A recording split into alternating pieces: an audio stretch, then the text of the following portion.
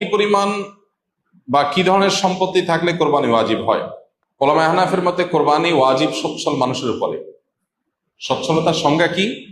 যার কাছে এই পরিমাণ সম্পদ আছে, যে পরিমাণ সম্পদ দিয়ে সে, যে পরিমাণ সম্পদ হলে জাকাত ওয়াজিব হয়।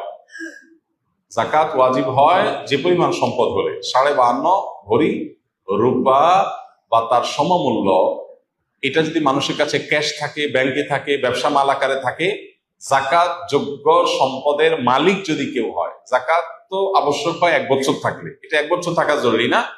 ঈদের দিনগুলোতে, কোরবানির দিনগুলোতে যদি এই পরিমাণ টাকা কারোর কাছে থাকে, সেটা ক্যাশ থাকুক অথবা ব্যবসা মাল আকারে থাকুক বা অন্য কোনো ভাবে যেটা জাকাত যোগ্য হয়, এরকম সম্পদ যদি কারোর কাছে থাকে, তাহলে সেক্ষেত্রে তার উপরে কোরবানি ওয়াজিব। এখন যদি কারোর স্বর্ণ থাকে 10 ভরি, তাহলে 7.5 ভরির বেশি হলে জাকাত অবশ্যক হয়, বিধায় তার উপরে কোরবানিও কি হবে, করতে হবে।